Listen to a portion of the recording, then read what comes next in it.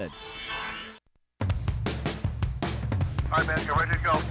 Welcome to Race Time Radio. You'll hear from the best in Canadian U.S. racing this week. Grab a cold one and stick around. You're good. They got a car in the wall in 3. The starter's tower has signaled. We're ready to roll. It's Race Time Radio, and it starts right now. Here's your host, Joe Chisholm. Everybody have a safe one. Keep her in one piece. And good evening, everyone, and welcome to Race Time Radio. Sure glad you could pop in and join us tonight. Man, have we got a great lineup for you here tonight. Gonna go clear across the country with this one. Junior, what's going on? You're over there ready to go tonight or what? Yeah, ready to go.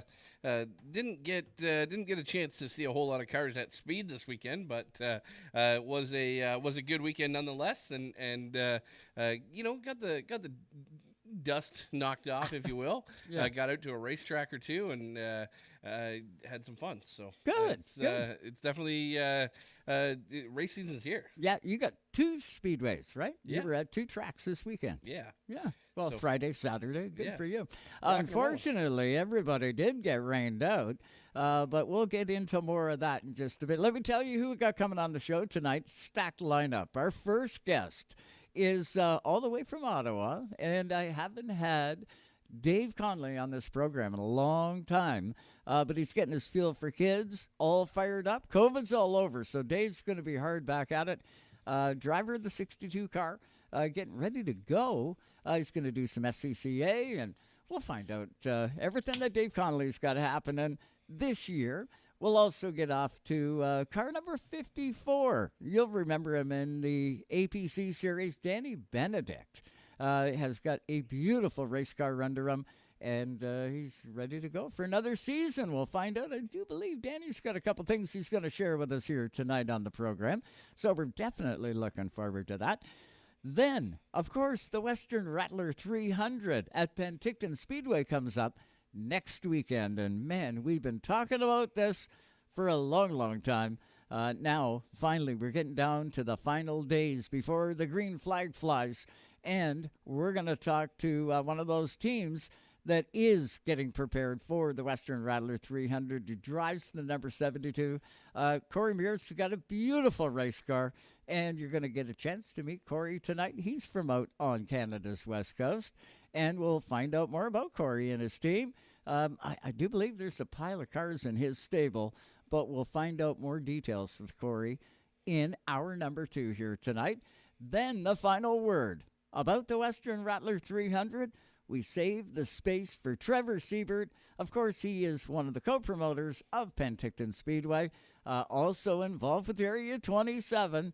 And it was Trevor and Riley and Ingo and the guys at Penticton Speedway that really brought up the Western Rattler 300. It was those guys that dreamt this race. They wanted to have a big one, and, man, have they created one. This is the 2nd annual Western Rattler 300.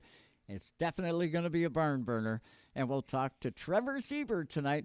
Not only is he at the Speedway and with the Speedway, he also drives that number 69, and was the threat to win last year. Finished the race up 2nd, and he's gunning for that win. He's going to really try and get the job done this year, but he's going to have to beat his kid, Riley Seibert. That's going to be a tough thing to do, along with all the other competitors that are going to be at the track. It's going to be off the rails, but we'll get into that. Oh, Jerry Paxton, also our Turn 1-2 announcer on all of our live broadcasts. You know, Jerry Paxton, he got a chance yesterday to catch up with John Connelly, owner of Flamborough Speedway, and we're going to hear that interview tonight. We're actually going to see it. Jerry buzzed down to John, and he got a really good video clip with him, and we're going to air that tonight as well. Get you up to date on everything at Flamborough Speedway, because, of course, they were washed out as well as Sunset and Delaware Speedway, and everybody that was trying to get some practice laps in. They couldn't do it this weekend, with Mother Nature being the case, but it's okay. We're going to, the forecast right now for the weekend, next weekend, looks absolutely beautiful. So fingers crossed it stays that way right across the country, and we can all get some laps in, and definitely looking forward to it. But what do you say we get to our first guest tonight? He comes to us from Ottawa, one of those crafty veterans. He's pretty well driven everything in this country. His name is David Connelly. He's with us now on the Zoom line. What's going on, David? How you doing? I'm doing well. Looking forward to some warm weather. No kidding. We got spoiled, right? For like, 4 or 5 days there about a month ago. We had some beautiful stuff, and then, reality sunk back in. But how are things coming along? You got that 62 machine ready to fly or what? Yeah, the grocery getters ready to roll. Was funny because I guess not so much funny, but we were all ready to go to the track. Car was scaled back in March 2020. And then the whole world exploded and it literally sat. So we've done a couple little setup changes. We're going to try this Friday, but we're back, and the sponsorship's back with Fortino's. So we're going to be starting up their Fuel for Kids program in a couple weeks now, and get out and serve some donuts up to the kids. Oh, that's awesome. Dave, before we get into, I've got so many questions for you. You have been, you have driven late models. You've been NASCAR Pinties, NASCAR Canadian Tire Series, Ontario Sportsman. You've pretty well done every division. And I know a couple of years ago, I guess a handful of years ago now, you said, hey, I haven't done much road racing. And over to that side of the fence you went, and you've really been having a good time over on the road courses. So tell us about the transition and why it was. CASC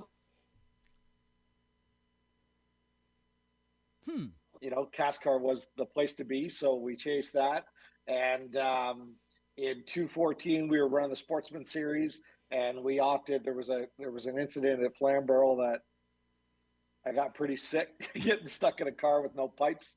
And after that, we decided that we would go road course racing again. And we wanted to travel again. And we started with a GT2 car, which was my old NASCAR. And actually, I bought it from Scott Steckley and switched that and won a bunch of races the next couple of years. And then we decided we wanted to go faster.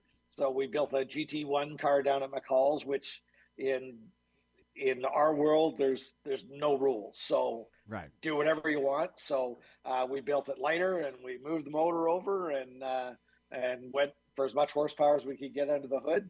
And so it's a ton of fun. It's a lot different because, when we ran NASCAR, if Steckley was on the pole and we were off by 0.3, then we knew we had to find 0.3. But if we're off the pole by, a second now, the problem is you don't know how fast the car can go because we're racing with McLarens and Porsche GT3s and you name it. So it pushes me harder, and we'll get like 60 cars out at Motorsports. So it's a handful.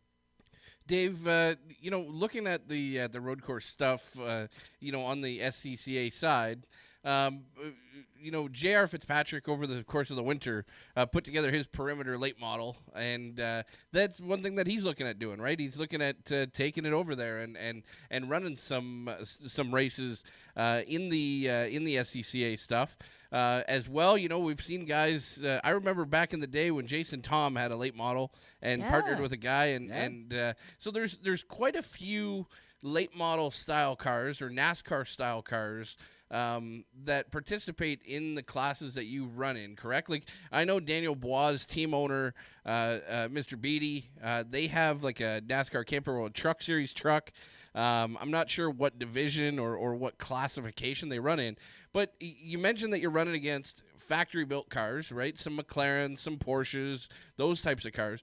But are there many purpose-built, if you will, or I imagine there's lots of purpose-built, but more along the lines of a stock car in your division, or are you standing alone? The front guys in GT1 are running like Trans Am cars, or the old vets that like Ron Fellows ran. They're all purpose-built cars. Gotcha. The GT2 stuff is where you start to get into the M3s, and but when you got a factory-built McLaren, it's tricky.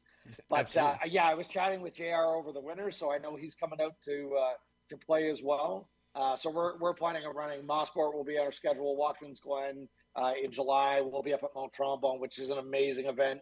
And then Calabogie has a big race in August, so we'll be at that one, and then back down to Mosport in September. So It's a fun, and there are a lot of trucks and old NASCAR or that style car, but the TA2 car is kind of one of the ones to beat.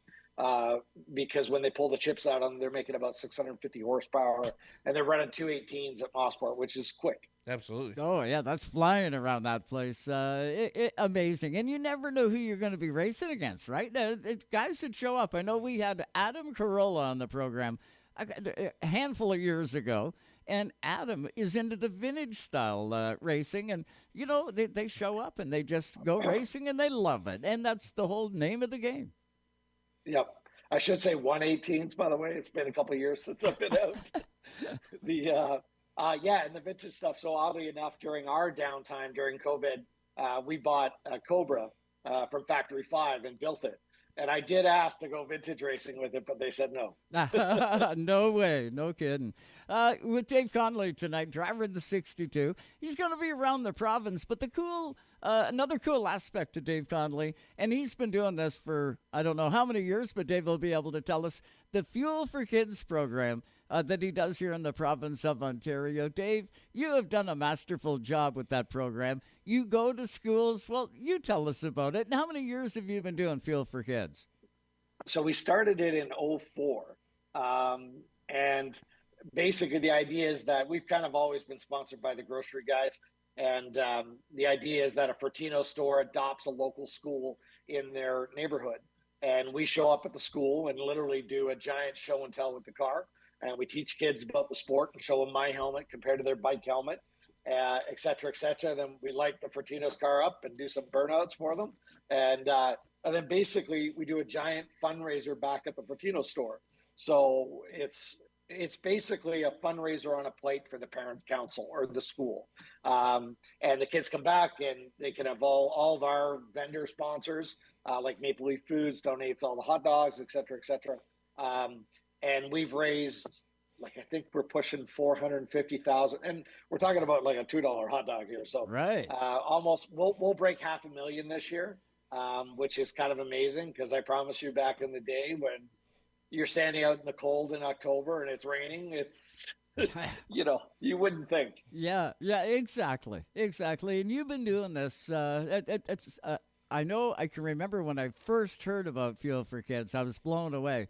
What you do with it, the teaching aspect of it, and how about turning the sport on to some, younger fans? And, that could be the introduction into motorsports for them. If they're not from this background, you never know. You could be turning heads, and I do believe you've done that with quite a few. It's funny when you run into someone in their early 20s and they say, "You were at my school when I was in grade 5."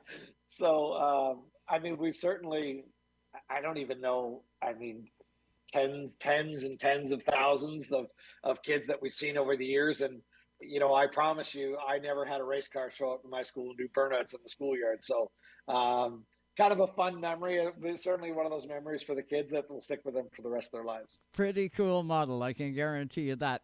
Where can students or maybe even some of the parents, where can they sort of go and have a look and find out the schedule on where that beautiful Fortino 62 Dodge is going to be? Yeah, if they go to fuelforkids.ca, that's kind of the general website, and we'll have our schedule going up very shortly. But we're basically, Fortinos are, if you don't, they're not up in your neighborhood. They are down in kind of Hamilton and Oakville, and they are the premier grocery store down that way. They're beautiful. So all of our traveling is in that hub now, which is really nice for me. I actually get to stay in the same hotel. We got across the country. There we go. You had stopped for a second there, so we missed about the last 20 seconds of what you said there. Sorry, yeah. So all of our stores are obviously, Fortino's is a grocery store that's part of Loblaws. For anyone that doesn't know it, they're a really beautiful high-end store. They're all basically down in Hamilton, Oakville, Burlington. So that's kind of where we tour and where all the schools are that we work with. Fantastic. Back to the racing end of it, the 62. Who have you got on the crew? I know you and Al Labor go way back. You got Al popping in. Who have you got on the crew that's going to be helping you out this year from the racing side? Yeah, Keith and Dom are kind of my main guys that have been with me for, Keith's been 18 years now. Dom's probably 13, 14. Tori is my jackman who has been with me even longer. Dave Bittner will be back up a little bit. He used to race and ran, not Merrickville Speedway. Anyway, ran one of the dirt tracks for a bit. So he'll be around some. And then another local lad, Marty Perard, up this way. So we got like 5 or 6 of us go. And we joke about now that, we try and find the pavement that's the flattest now, as opposed to crawling in the dirt and the dust at Peterborough Speedway. So it's kind of fun. Yeah, I guess so. You guys be looking for a seniors discount soon when you get to the pit gate. I can say that because I'm getting up there too. It's our retirement racing program. And we're still doing 175 miles an hour down the back straight of Motorsports. Yeah, and the draft comes into play. Your first race, when are you getting out? When's race number 1 for you? We're going to do one up at Calabogie here, more of a kind of a shakedown. It is their local series that we run. Then our first kind of big race will be down at Watkins Glen on July 1st. They have a big weekend down there with SCCA. Well, you're going to do us a favor. Keep me up to date on how you're making out. Love to get you back on the program throughout the course of the race season and get an update, find out how things are going for that 62 car. I think you got a few wins left in you yet, bud. I'm sure we do. Yeah, it's going to be a lot of fun. Dave Connelly, thanks so much for the time tonight. Great catching up with you, buddy. You're looking fantastic. Go get them. It's going to be guys. Just like a regular season this year, bud. Appreciate it. You betcha. Dave Connelly, always a great guest to have on Racetime Radio. Love having Dave on. Watching him back in his NASCAR days, you want to talk about a guy that can get the job done. Dave Connelly was that guy. He'd get out there and really go after it. Yeah, definitely. And, one of the big things, and every time that we've ever had Dave on, the thing that I always kind of equate his program to is the model in which everybody should look at. If you have a racing program, if you race super stock, if you race late model, if you race SCCA and you're at the beginning stages of SCCA, if you have a thunder stock at a dirt track, you should take a look at what Dave Connelly does and emulate that. The corporate partnerships are out there. You can get them. Yes. And you just have to have a plan that isn't just, I'm going to put you on my race car and race in front of some people in a grandstand. Right. That doesn't matter, right? It's the backbone of the program. And the activation and what you're going to do. Exactly. And when you look at what they do with Fortinos, you couldn't ask for a better thing. They're not giving him $450,000 to do what he's doing. Oh, no. And they're raising $450,000 for a charity. That is the key to the success of the program. And when you look at he's racing a handful of times. It's not about the racing. It's about the activation of the entire thing. It is about the racing at the end of the day for him. Sure. He still gets to put the helmet on. He still gets to go racing. He's serious about it. He's serious about going out there and getting a checkered flag. Does a great job, yeah. But it takes the creativity, it takes the knowledge, and it also takes the professionalism to be able to execute that. And when you look at guys like Junior Farley and Kyle Steckley and you look at those types of names who are attracting the corporate partnerships. Josh Stoddy, attracting the corporate partnerships. They're doing very similar things as well, whether it be tied to sales, whether it be tied to a charity, whether it be tied to or a combination of both, right? Or employee morale, whatever. There are ways to do it, and Dave Connelly has mastered it. Yeah. Guys like him. I have said this a lot.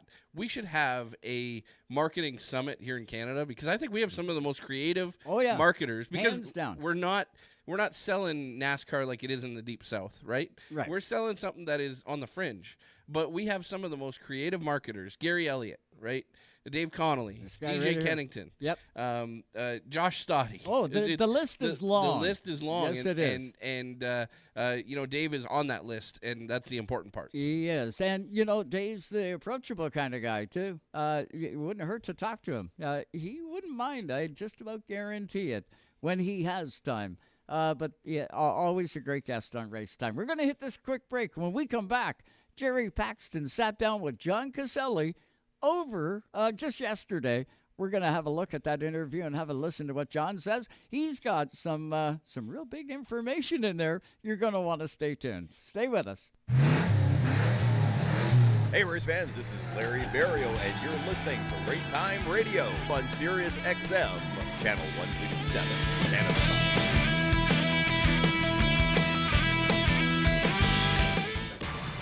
From coast to coast, you're listening to Canada Talks. Race Time Radio is brought to you by RPM Race Parts. Order today, race tomorrow. Also by VP Race Fuels, the worldwide leader in race fuel technology. And by Dawson Dental Centers. Get your victory lane smile at dawsondental.ca. It's Canada's kickoff to 2023 at Penticton Speedway. It's the second annual Western Rattler 300 weekend. If you build it, they will come. Friday, May 5th, it's qualifying, plus the Street Stock Viper 100 and the Westcar Snakebite 125. The top three will qualify and move on to the 300. Then Saturday, May 6th, it's the 300 Last Chance Qualifier, plus the Street Stock Venom 100 and the second annual Western Rattler 300. It's Canada's richest to win pro late model event, with $20,000 to the winner. For tickets and info, get to PentictonSpeedway.com or tune in live on Racetime Radio for live flight-to-flight coverage. Riley Seibert, the winner. This is my own, not coming here to push me around, and this is probably the biggest win of my career. May 5th and 6th, the best in the business will be at Penticton Speedway at the Western Rattler 300. When you think NASCAR, think SiriusXM NASCAR Radio. This may be the most important thing that's ever happened. You're damn right, baby. The races. The Daytona 500 win. Good job. Wow. I love that we have playoff racing now. The talk shows. We'd love for you guys to participate as well. The unprecedented access. Well, I'm here at the red carpet with the fans. SiriusXM NASCAR Radio, Channel 90. Chastain did a video game move. Also streaming on the SXM app. I think they're happy down here. Even though Napa is a nationally known name, nearly all of our stores are built from the ground up by local owners and families. People you might call neighbors will be here, there, and everywhere, doing what neighbors do to keep their communities moving forward. You stop by a Napa Auto Parts store, you can count on Napa know-how. Tonight's Racetime Radio is brought to you by Napa Auto Parts Stores, New Glasgow, Antigonish, and Port Hawkesbury, Nova Scotia. You can count on Napa know-how. VP Race Fuels, the worldwide leader in race fuel technology. Nothing connects like country music. Country music. Dig in to SiriusXM's Country Universe. The next generation on the highway, Channel 56. I need something you. This millennium's hits on Y2 Country, Channel 61. Or 80s and 90s prime country on Channel 58. Play me some Mountain Dew. Tap into these and more in the country category on the SXM app, included with all trials and popular plans. A Canadian that made an indelible mark across the world, Alex Trebek is best known as the host of Jeopardy, a show he hosted over 6,300 times since his debut in 1984. Alex won 5 Emmy Awards over that stretch and is still perhaps the most popular game show host of all time. His work with charities such as World Vision was tireless, and his foundation continues to benefit children across the globe. Alex Trebek, 2006 inductee on Canada's Walk of Fame. Taking you all the way to the track and back. It's Racetime Radio. And welcome back, everybody, to Racetime Radio. So glad you could tune in tonight, all live on SiriusXM, Channel 167, Canada Talks. Also on RevTV Canada, right across the country, every Monday, 4 to 6 p.m. Eastern, and on the Performance Motorsport.com out of the U.S., Gearhead Country Radio, X 98.9 XFM out in Antigonish, Nova Scotia. There's lots of ways you can get Racetime Radio, but we surely appreciate you tuning in here tonight.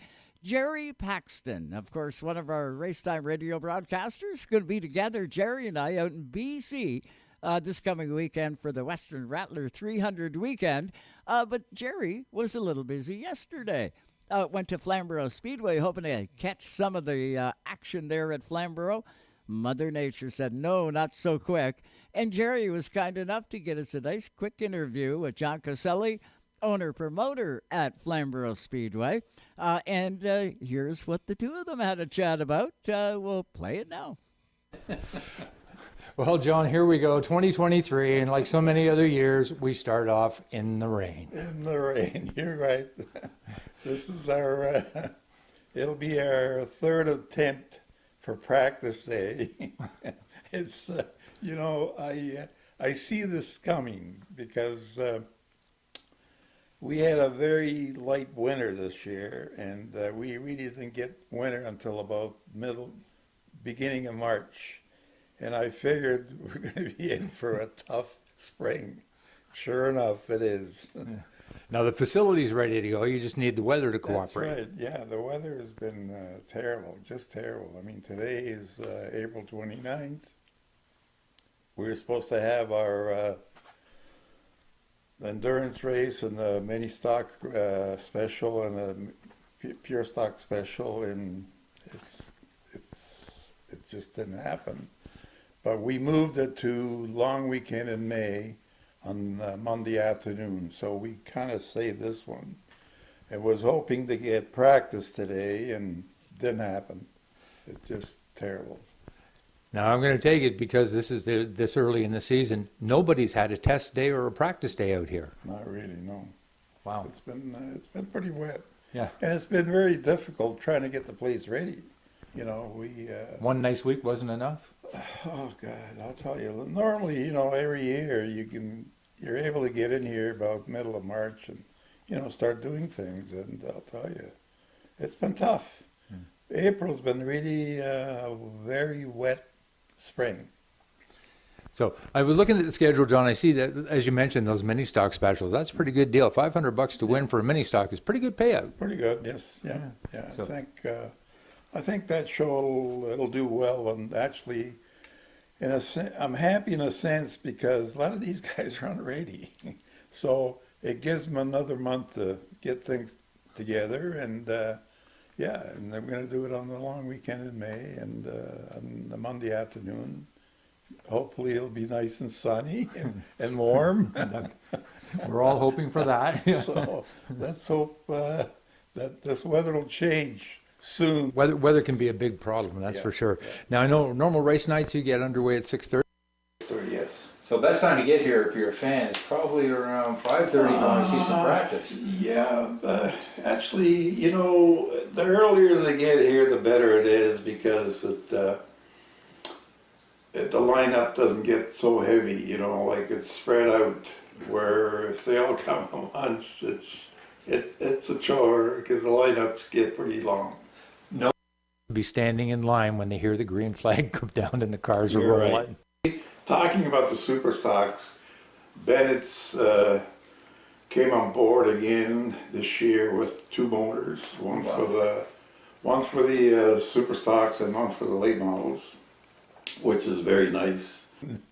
And we're doing it a little differently this year, where the guys that support us 80% of the time, they'll be in the draw for that motor. It doesn't go to the points winner.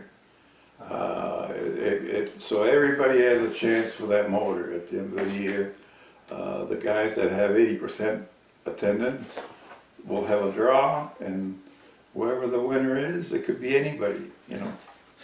Always makes it more interesting that way. And we're doing that the same way with the late models, the same way. Yeah. So I know coming up the end of May is the Bill Zardo Memorial Race, and I know Bill raced here a long time, and I know that he was a personal friend of yours as well. Sure was. Bill's very missed.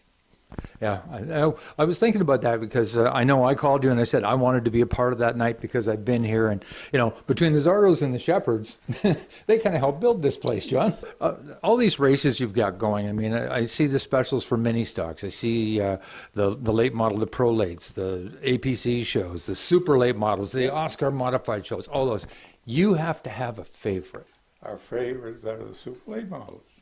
Yeah.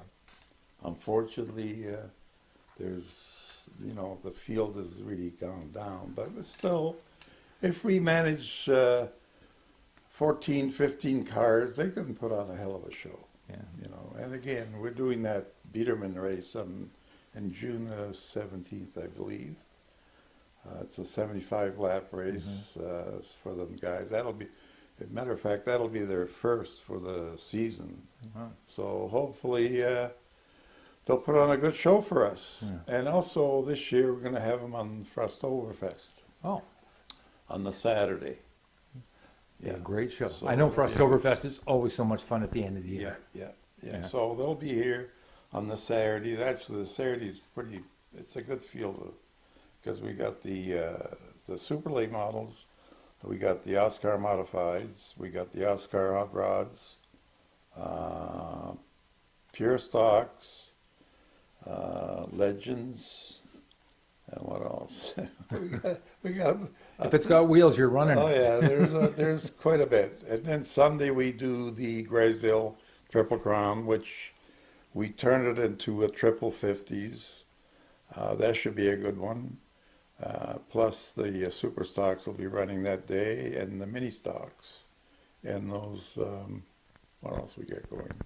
Oh, those outlaw midgets on Sunday. So, it sounds like a pretty full season schedule. You got a little bit of everything every time. Between the 2 days, I think we got about 11 or 12 different divisions. So great wrap up to the season.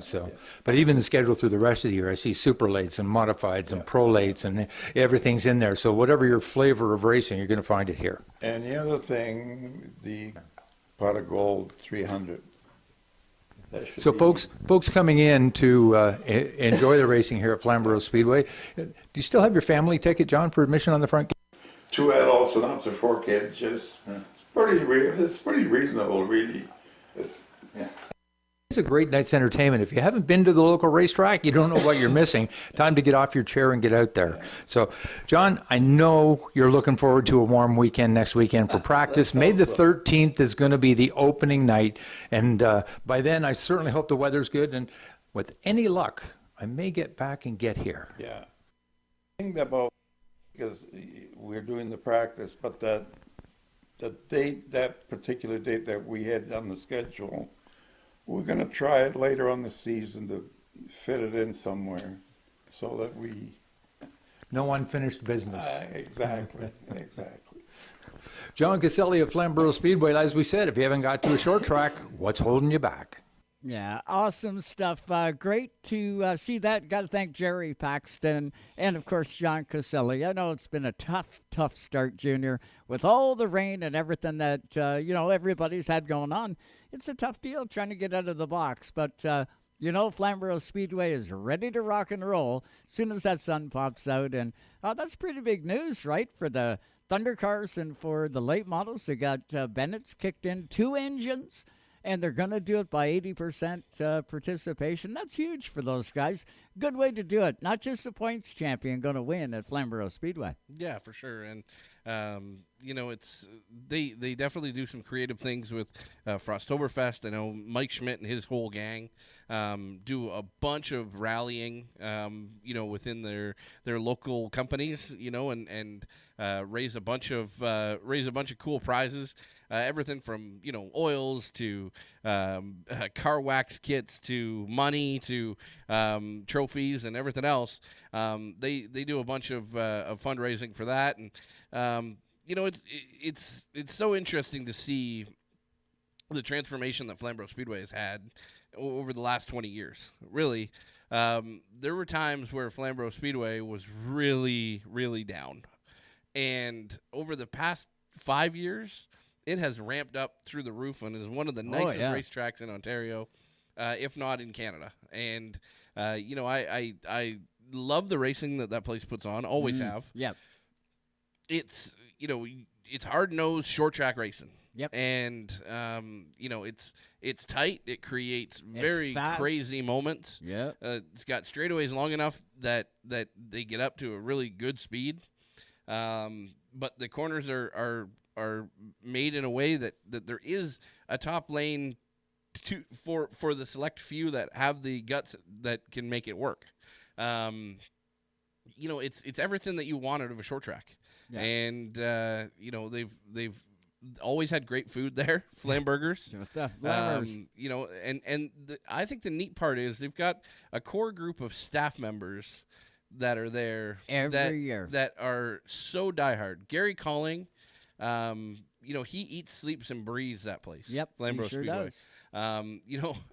Old Bob on the Bob Monroe on the lineup side of things. I can hear him. You can hear him. Yep. But the core group that they have, of course, Frank and John, right? Frank and John are when you get there, you see them. Yep. Those two owners that you're active. going to see them. Yep. They're not just sitting up in the booth somewhere. No. They are actually out working and, making things happen. Absolutely. Flamborough Speedway, if you've never been there, it's just outside Hamilton, right out Waterdown, actually. Awesome facility. If you haven't been to Flamborough Speedway maybe in years, check it out this year. I'll tell you what, your eyes are going to fly out of your head. As Junior mentioned, there's been a ton of rebuilding happening, and John and Frank have been hard at it. And we do not talk about this at all on the program. And it's we're going to. I can guarantee you that we're going to start talking about this more. That I mentioned this now, but the karting program that they have built over there. Oh, Kitchener Karting Club. The karting event that happens, Saturday mornings. Every Saturday. Yep. And they also hold a few select events throughout the week. Sometimes, throughout the summer. They get 200-300 carts to some of these events. Yeah. And I showed up to an APC race this year super early because I needed to get tires for one of my guys, and we raced at Delaware on the Friday night. And so I showed up, like, we're talking, 7-8 hours early. Right. So I got there for basically the kickoff of the karting event. And there was more people in the pit area for the karting event. And by the time the race haulers started rolling in, you couldn't tell anybody was there. Yeah. But that pit area was jammed full of carts. Just a really neat event, a really neat staple of Flamborough Speedway. And they are grooming some of the up and coming drivers that we're going to see. Absolutely. Good point. Just want to add in there, Flamborough Speedway still has that family ticket. Cool for that. You get a good deal when you go there. And I want to let you know now, when Jerry was talking to John, Jerry said, Race Time Radio would love to come out and do that Bill Zardo Memorial Race. Race Time Radio will have that race live for you. So we'll get you up to date on all the times and details and everything as we go along here, but just wanted to let you know that. So we're looking forward to getting to Flamborough Speedway for the Bill Zardo Memorial Race. And I wouldn't doubt we'll have a bunch more from Flamborough throughout the course of the year. We're going to hit this quick break. When we come back, the number 54, Danny Benedict, is ready to go. I see him on the Zoom line, and he's going to join us next, all live right here on Race Time Radio. Stay with us.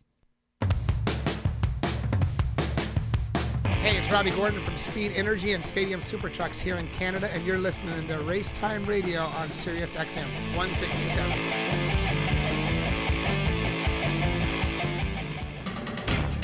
Tonight's Race Time Radio is brought to you by Leaf Racewear. Fuel your passion and confidence at leafracewear.com. We're an essential part of any team. And by Canadian Tire Motorsport Park, Canada's biggest sports car racing weekends of the year. For tickets and details, get to CanadianTireMotorsportPark.com. It's time to get back to the racetracks. For over 30 years, Quick Fire Starters have fueled the sport on and off the track, making lighting your campfire as easy as 1, 2, 3.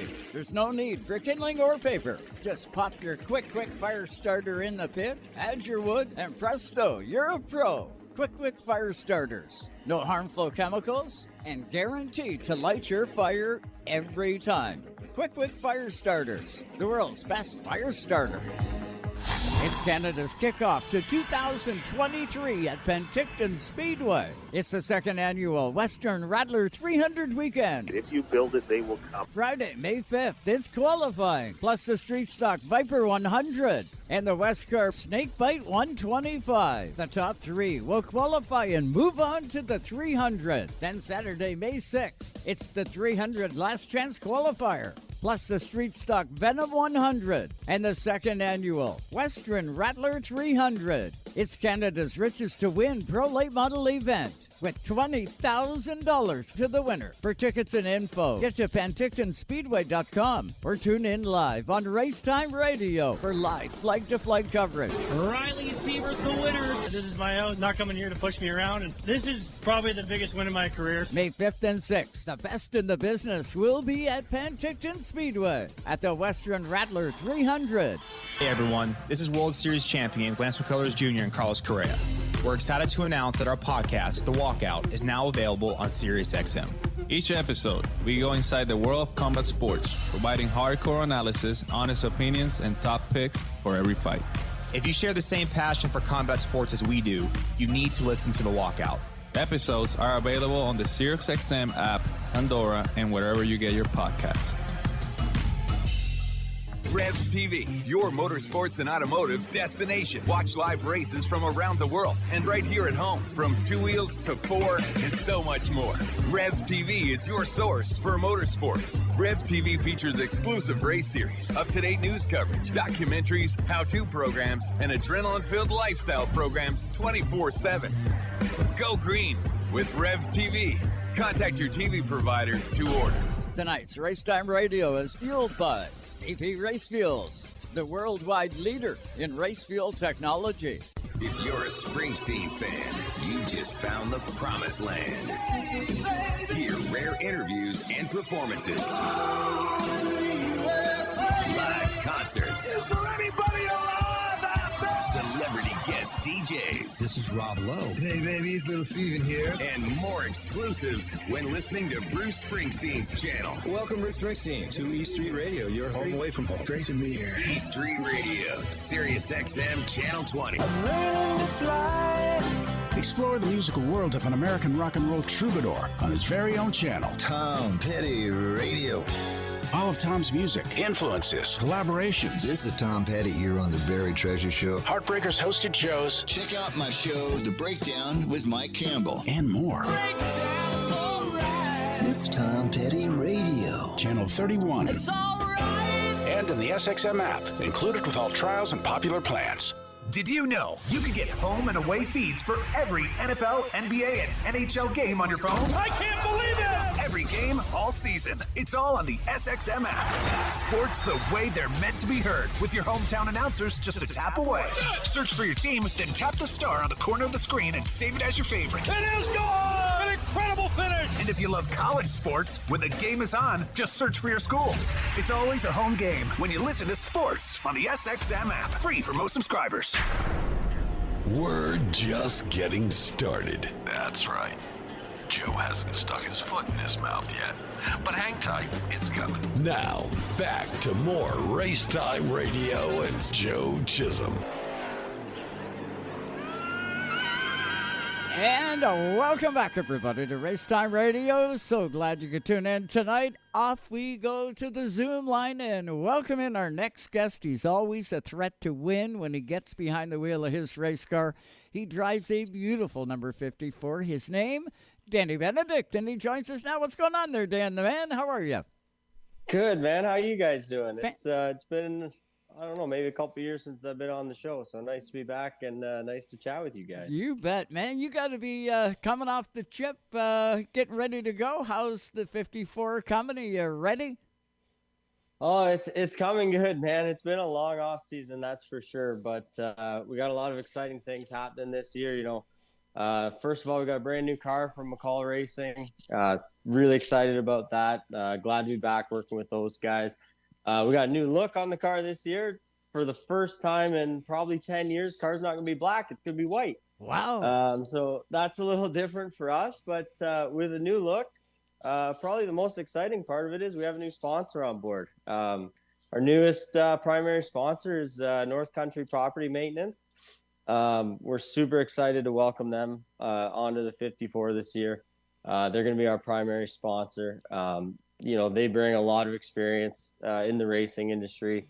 anything from super stocks, late models, and even in the Pinty series. So it means a lot that they're going to be stepping up on board as a primary sponsor. And we're really excited to have them, and we can't wait to show everybody our new look.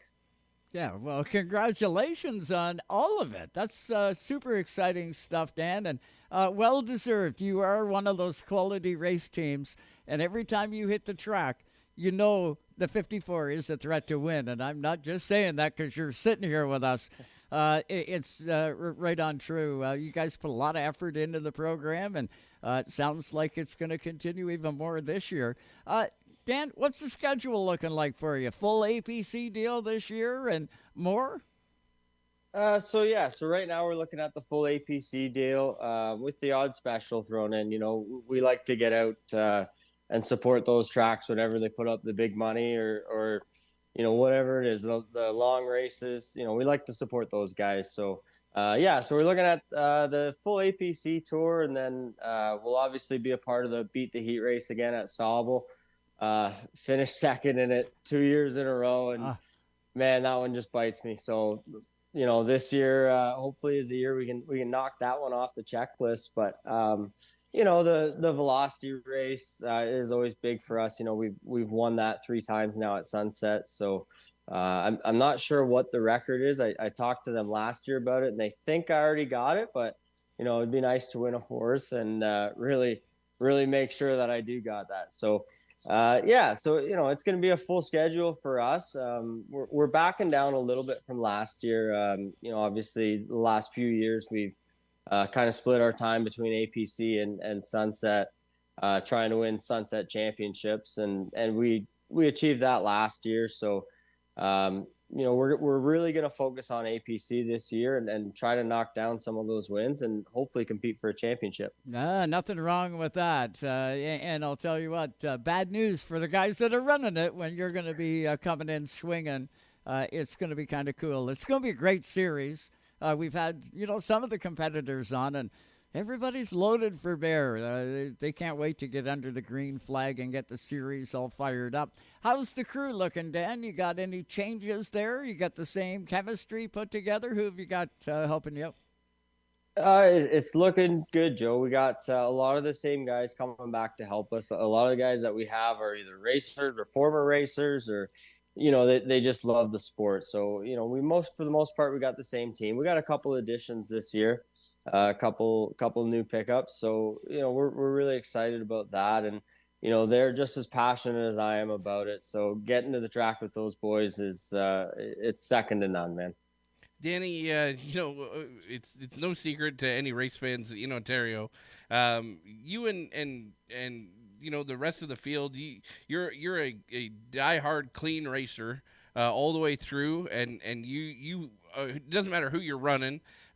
You're there to put on a show for the fans, but you're also a clean runner. When you look at the guys who you race against, you and Josh Stoddy put on a show every time you're near each other. Do you have anybody else that you would say that you race like that with? Like you would in Stoddy just seem to be wherever you guys are, whatever racetrack you're at, you guys are side by side or bumper to bumper, one or the other, and putting on a show. Do you have anybody else that you run against like that? Honestly, I've always liked to race with respect, no matter who it is.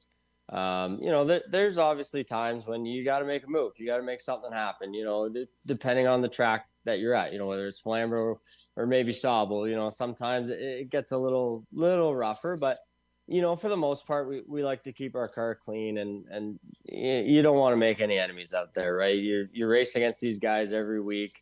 You want to leave without any fear of, oh crap, what's going to happen next week? You know what I mean? So, we got a lot of other guys that I like racing with. JR and I have always, had pretty good battles. Normally it's him going by me, but that's going to change this year. I'm telling you. That's right. But, me and Rick Walt have raced together for like years and years. And I can't remember one time when we've ever had to have any kind of conversation, I didn't like the way you ran me or vice versa. So, we always run really well together. I think we both have a lot of respect for each other. And there's obviously some other guys that, we race really well against. I always like running against Kyle Steckley. It's no secret he's going to be the next best thing, right? He's coming, and he's got a lot of talent, and he comes from a great racing family. So anytime we're around him on the track, it's definitely something special. So yeah, we like racing against, I would say, probably 90% of the field. You get the odd guys that you're like, I'm not too sure about that guy. But, most of the guys, especially in the APC series, they're so good at what they do. And this is, the best of the best of racing in Canada, in my opinion, at least. So, all those guys, they bring their A game every week, and they're there to do the exact same thing we're there to do. So, we try to treat them with as much respect as they give us. With Danny Benedict tonight, driver of the 54, heading for the APC Series, going to do the full deal. You may catch him at some of your other local racetracks here in Ontario. He's going to be, when the big money, big laps are out there, you're going to see that 54 car. I can just about guarantee it. Danny, what did you do with the black car? The one that you had last year, that was a real crafty bullet. What did you do with it? Did you sell it, or do you have two cars? So up until last year, I did have two cars. I had the car that I ran last year in the APC series. That was our first McCall car that we built. I sold that one off to Gary Adrianson, who's going to be running it full-time at Delaware. So we're excited for him to get back in the seat, and that was a cool deal. And then we sold our backup car that we had that we only ran a handful of times, just, mostly because of a time issue more than anything else. But so, yeah, at the end of last year, we were kind of sitting there with an empty shop thinking, well, now what the heck do we do? So, we called up Mike McCall and said, what can we do? What can we do? Let's build something, So, so it's great to be back working with those guys. Those guys are top notch. Mike and his whole crew, they all put in so much effort, and they are all racers through and through. And that's what their job is. Their job is to build top notch race cars for guys like me. And they do an amazing job at it. And I'm really excited about this second car that we're building from them. I feel like the first one, we were just kind of getting warmed up to each other, figuring out what I like in a car and how they work. And I think we've really had a good relationship with those guys. So I'm really excited to get out this new piece and see what we can do. I find it really interesting, and I brought this up with Steckley. Steckley was on the program a few weeks back, or 2 weeks back. But there's been like a title shift in the APC series. It seemed like last year there was a ton of brand new iron coming into the series, right? You had J.R. Fitzpatrick build a brand new car. You had Rick Walt. You had Jake Sheridan, Kyle Steckley. The list went on and on of all brand new equipment at the front of the field. When you look at this year, basically the top four are saying we're good with what we got.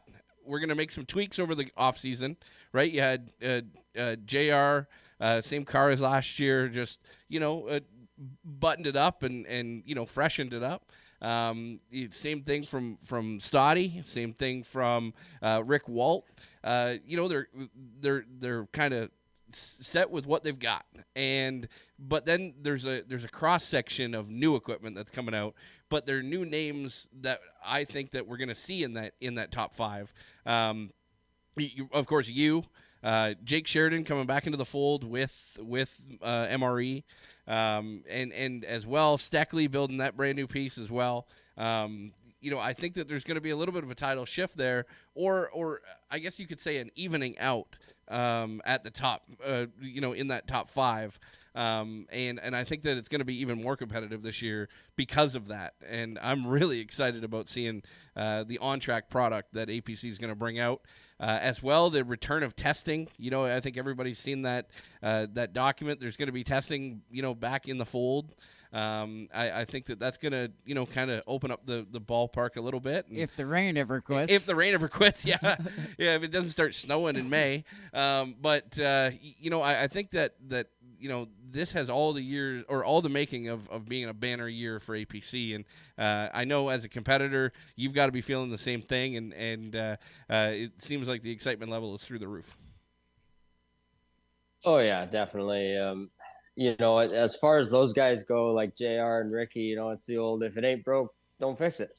Right. So, they had a ton of speed last year everywhere they went. And, I'm not saying that there was anything wrong with my car from last year, but the opportunity came up to ship it to the next guy kind of deal. And it's one of those things in racing, it's either you catch up or you get left behind. So, we had a couple of years on that car and like I said, the opportunity came up to unload it and build this brand new car. And, it's something too that I can take to my team and say, this is our piece for this year. It's brand new. It's exciting. It's something new to us. We got what these guys have now, or we got no more excuses, so that was kind of like our main decision to build new and, kind of expand that relationship with MRE a little bit. But there's going to be a ton of cars this year that have a lot of chances to win. There's going to be a lot of guys up at the front, some new, some old, whatever it is, but it's shaping up to be a really good series. And APC has done an absolutely fantastic job promoting the series this year and introducing the 3 longer races and the extra purse for that. And everything that Luke and his team seem to do just exponentially grows the series. And I'm really looking forward to the next couple of years and everything that's going to happen with that series. And I really hope it continues to take off and continues to draw attention and continues to draw new guys in the series. We got a lot of young guys coming up through the ranks, whether it's, super stocks right down to those junior late models that you see are picking up steam at a lot of different places. So, hopefully we see some new faces in the next few years, whether, it's young kids or guys that have been doing it for a while, whatever it is. But definitely a big kudos to Luke Ramsey and his whole team. They've done a fantastic job. Well, with guys like you, Danny Benedict, getting into this and picking up a new car and drivers like you guys, that's what fans like us pay money to go watch. And we're going to get our money's worth this year. The longer races, I think, are really going to fit you well. I've watched you go on some of those longer shows, and that 54 car shines. It's going to be pretty incredible. Where are you going to get that first win? Where have you got it circled? Are you going to do it at home at Sunset? Oh, that's the goal, man. Race number one at Sunset. It's the long distance race. It's 150 laps. I've done quite a few of those long distance races at Sunset. And, that's our expectation. We go to the track expecting to win and nothing less. So we're hoping to get out on the track this coming weekend.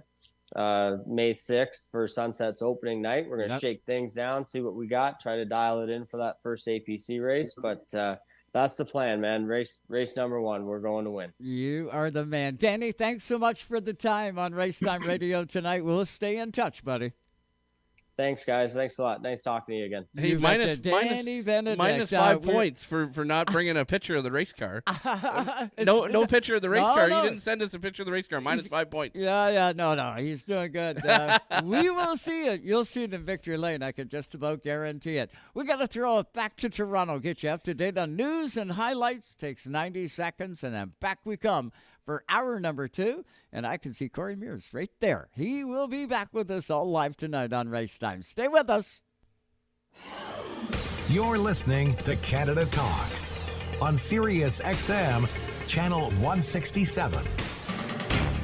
Tonight's Racetime Radio is brought to you by Leaf Racewear. Fuel your passion and confidence at leafracewear.com. We're an essential part of any team. And by Canadian Tire Motorsport Park, Canada's biggest sports car racing weekends of the year. For tickets and details, get to CanadianTireMotorsportPark.com. When you think NASCAR, think SiriusXM NASCAR Radio. This may be the most important thing that's ever happened. You're damn right, baby. The races. The Daytona 500 win. I love that we have playoff racing now. The talk shows. We'd love for you guys to participate as well. The unprecedented access. Well, I'm here at the red carpet with the fans. SiriusXM NASCAR Radio, Channel 90. Chastain did a video game move. Also streaming on the SXM app. I think they're happy down here. We're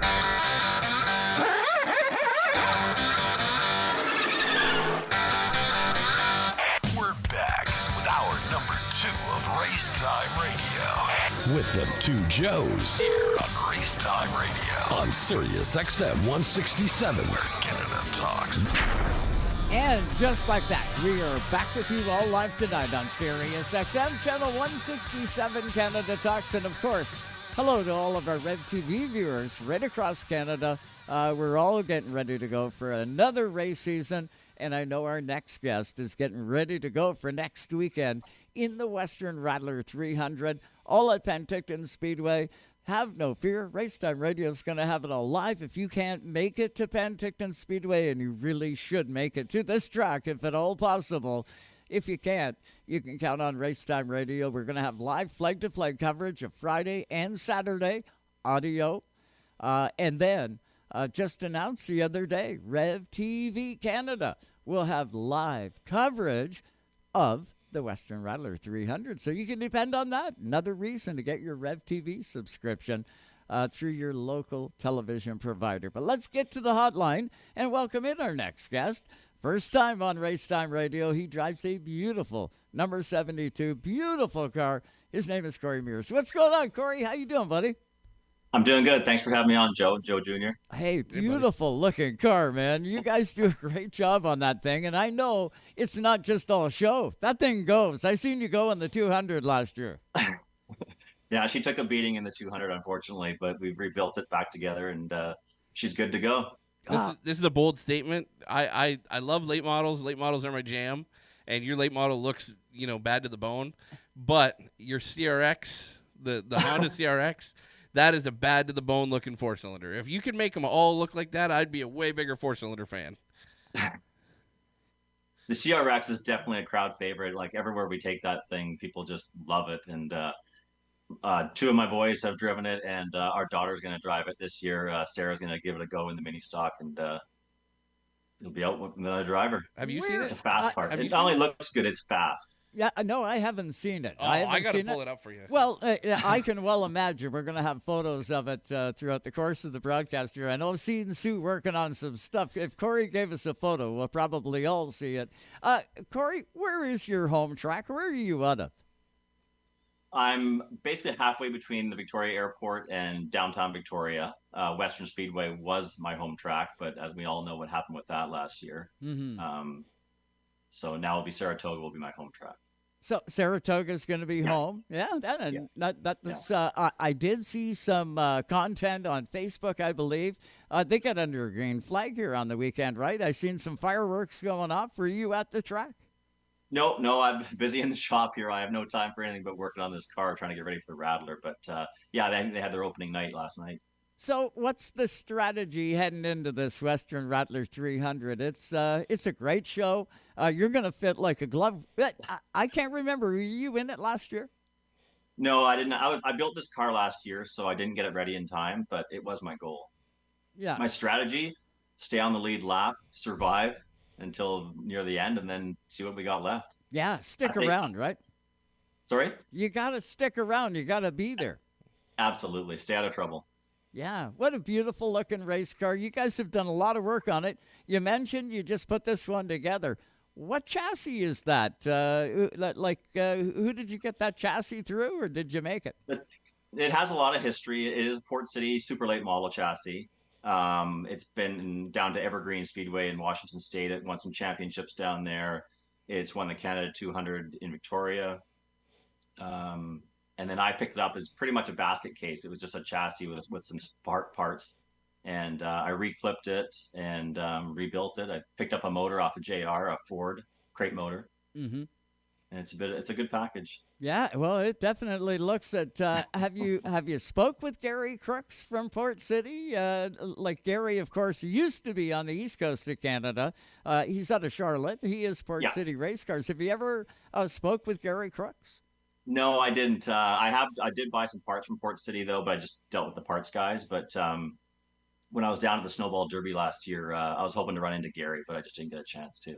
Wow, they're always busy. So he is a dynamite guy. We've had him on Race Time Radio. We'll get him back on, and he would probably take great pride in knowing that that 72 car is a Port City a car to start with. And it's a survivor. Yeah, and you've got it all updated. When are you rolling into Penticton? You going to be there Thursday? You going in early, or what's the plan?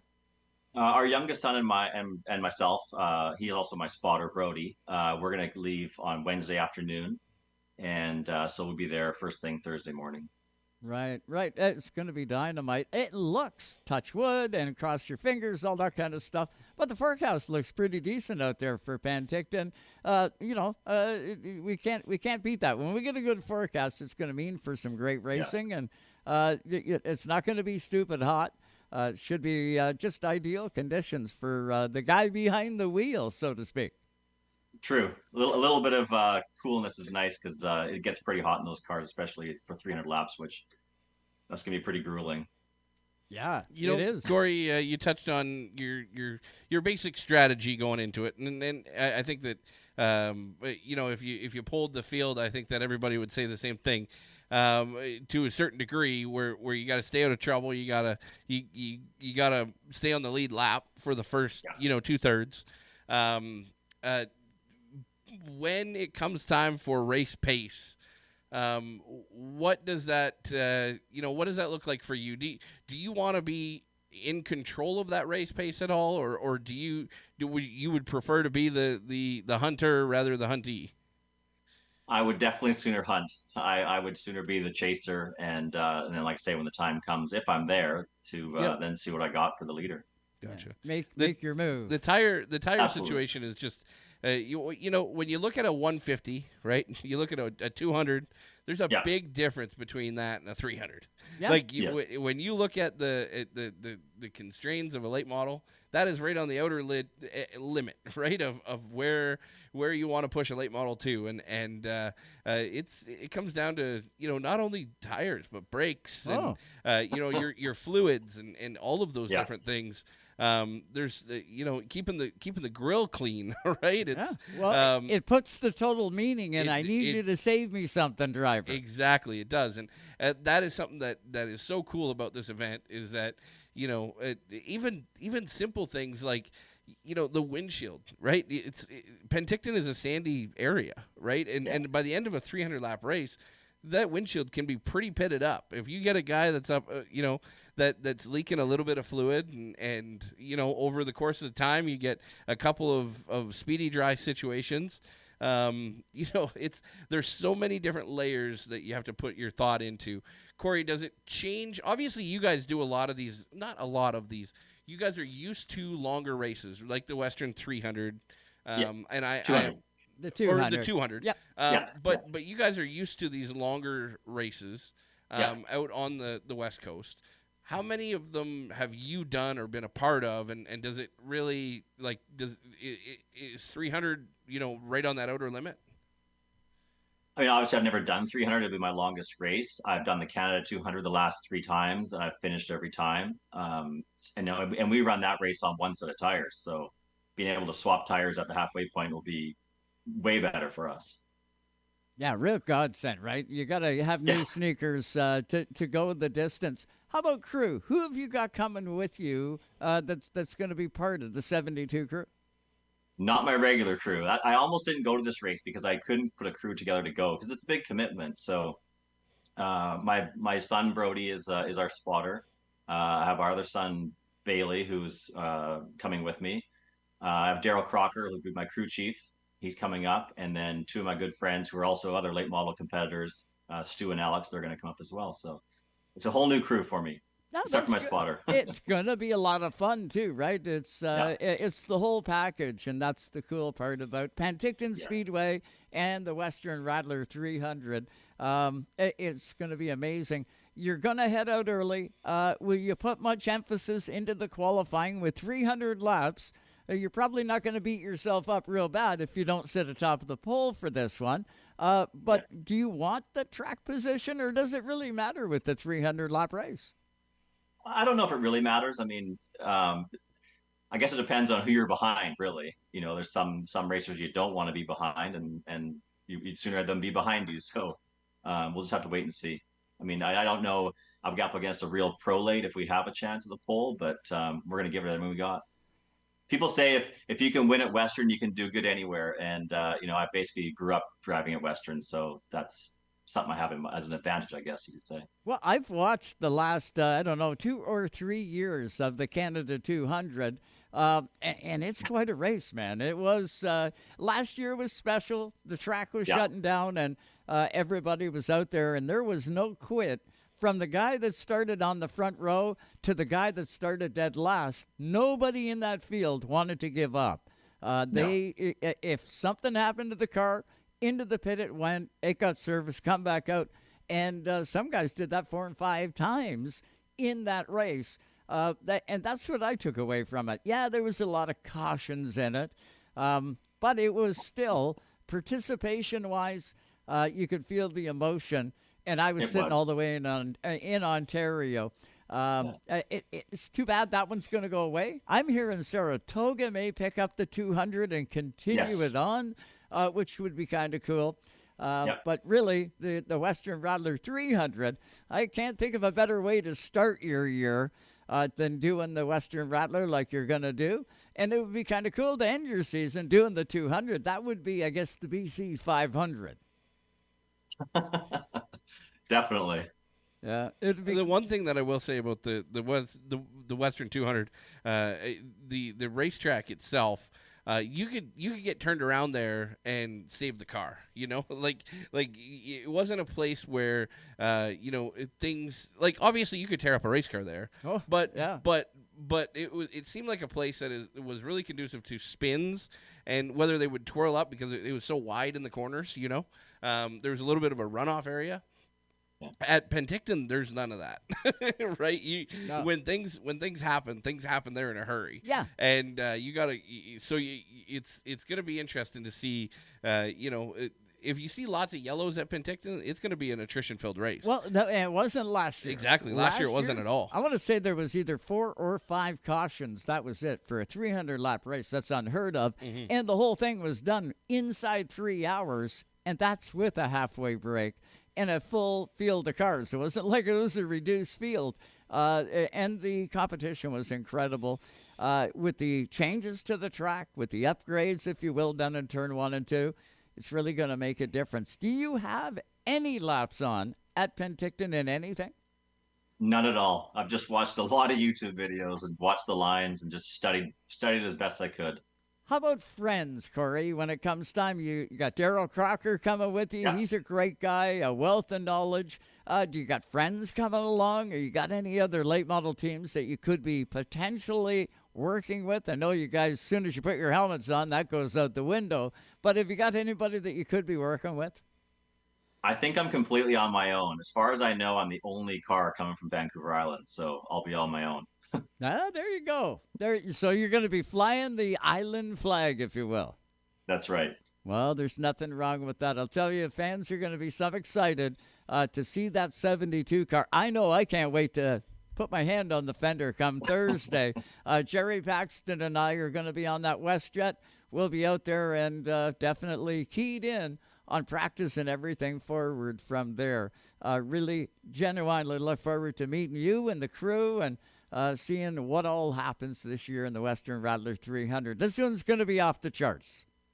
Yeah, I'm really looking forward to it. I'm looking forward to meeting you guys, too. Sponsorship on that race car. I can see Sea Wings. That's about the best I can see from here. We have Powerhouse, Recycled Auto and Truck Parts, Hatter King Real Estate, Sea Wings Express, LDI, which is Daryl Crocker, Bumper to Bumper Auto Parts, and Rondex, who supplies all our paint for us. Good deal. We're painting all our own cars. That's a lot of paint. Yeah. Now, I got to ask you, too. Junior mentioned the 4-cylinder. What else you got? I'm hearing like maybe a legend car. There's other stuff going or what? We have pretty much one of everything. We have a street stock. Our youngest son drives a street stock. And we have a Hornet, which is a Acura Integra. Yeah, cool. And the CRX. Cool. And that's a family sport, right? It is a family affair. Yeah, we do it all as a family, and I couldn't do it without the support of my family. They support me so much, allow me to provide the time to do all this crazy stuff that we do. Well, you're about to get into the craziest situation ever, and hopefully it's crazy good for you, Cory. I look forward to meeting you. And definitely to call a race that beautiful 72 is in. Thanks so much for the time tonight. You travel safe, and I'll tell you what, we'll meet Thursday. Sound good? Sounds great. I look forward to it. Thanks for having me on. Cory Meeres, watch for him in the Western Rattler 300, and you can do that. You're going to be able to watch live on RevTV Canada. You want to be at Penticton Speedway, but if you can't, you can definitely tune into Racetime Radio and RevTV Canada right here. It's going to be off the charts there, Junior. You're going to have to watch from here. I will be watching from here, 100% guaranteed. It's going to be really interesting. I'll be rushing home to watch it. That's for sure. We're going to be racing at sunset, but by the time I get back, it kind of works out. I remember last year was kind of a similar situation because I got home just as the first yellow flag came out. So I think it was 20 laps in or something like that. But yeah.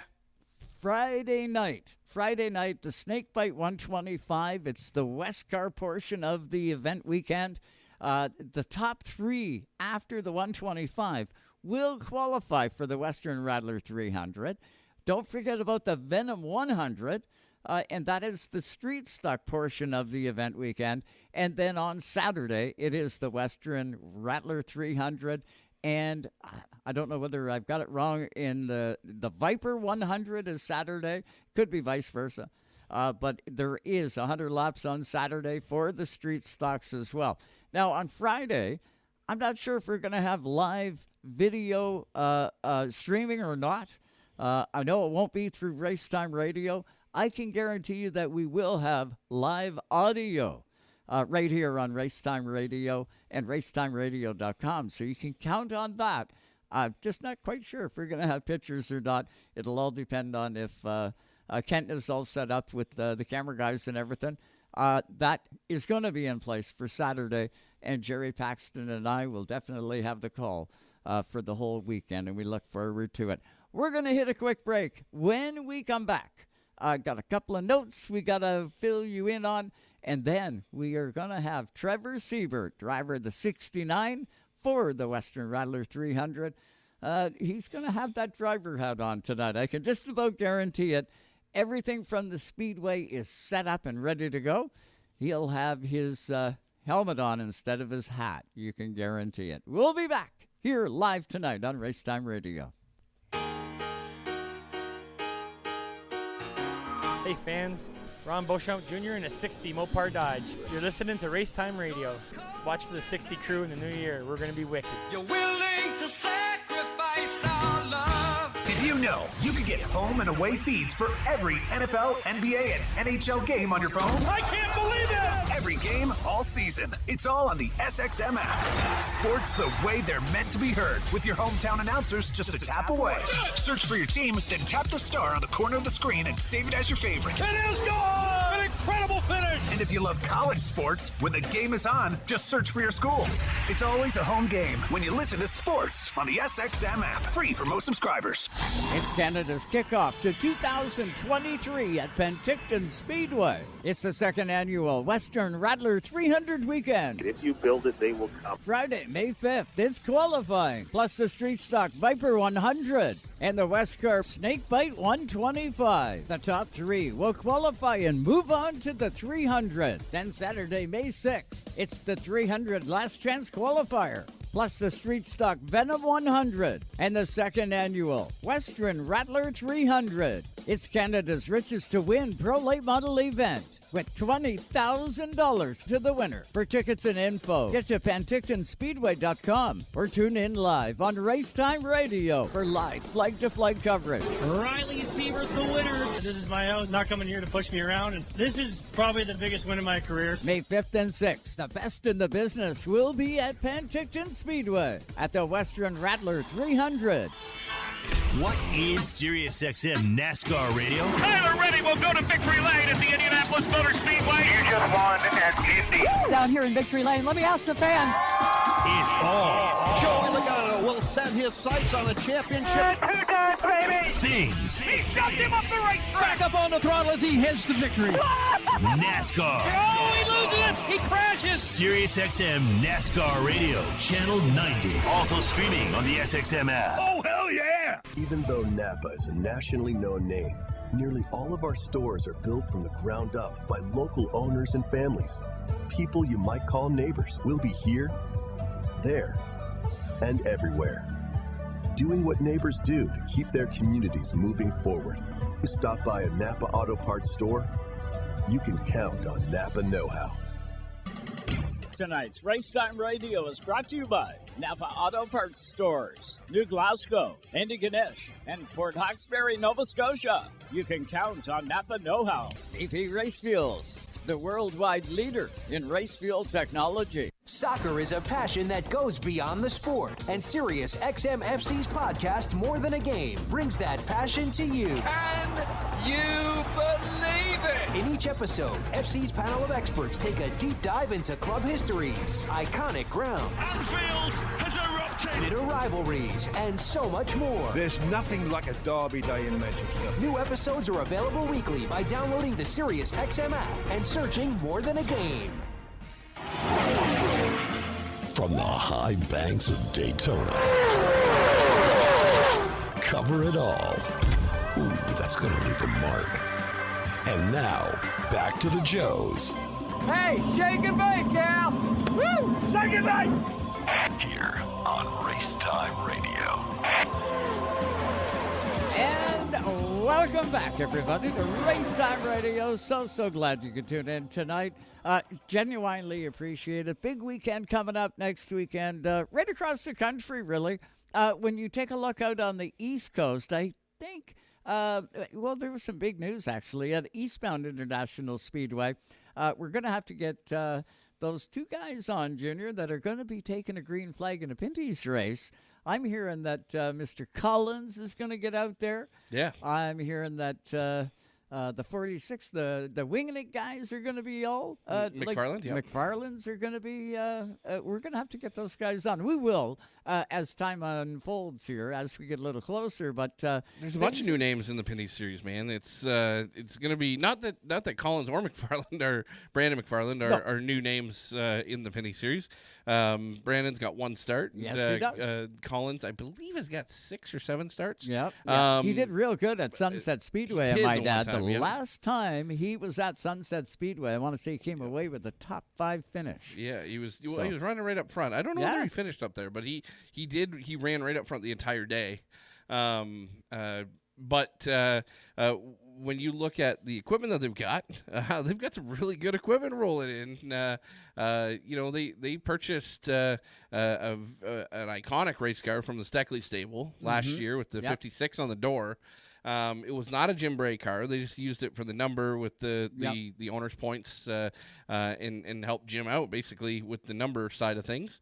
But it's going to be the 45, I believe, for Brandon, and or it might be the 23. And Josh had the 56, and then Josh will either have the 56 or the 45. Right. I have not seen the confirmation of which way it's going to go. Incredible stuff. He just purchased a car from Hathaway. Basically the 2020 champion car for the oval side. Yep. Really good car. Cole Powell won in that car. Hathaway basically dominated the COVID year with that car, and then as well ran really good, really decent a handful of times with Brett behind the wheel. But when you look at the other names that are coming out, some new names from Quebec. We're seeing some guys jump over from the ACT side of things. Hearing some rumblings that there's going to be some full-time guys, and then as well some road course ringers. That are going to jump in for the road course races. Daniel Bois is stepping up his program. He's going to come back in. They have really stepped up their program. They've purchased an oval car now. They are part of the engine testing program that the Pinty Series is doing.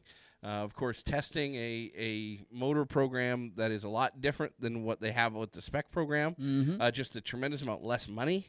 And less horsepower, but a little bit of a different package, and Danny is going to get the chance to be the guinea pig, if you will, with that program. It's going to be really interesting. There's so much cool stuff happening, the return of basically your top 8. In the championship hunt. Yeah. But moving around, there's some moving and shaking, right? That's good. Good. That's what the series needs. It needs to have some new blood. It needs to have the regulars return. And we'll dig into the Pinty Series guaranteed in the next few weeks as things are going to fire off at Sunset Speedway. That's race number 1. I believe Eastbound International Speedway is going to get under the green flag on the May 2-4 weekend, as they always try and do. So practice will be coming up there. Moving off into the Maritimes, the Super Late Model Series, the brand new Super Late Model Series that's going to go green out that way. I've seen names like Dave Oblinas is now registered for that series. They got a lot of competitors. I believe they're up close to the 30 mark now. And I know when we were speaking with Brett Roy, they were at like 24 with shades of 30 coming. It sounds like they're at that particular point.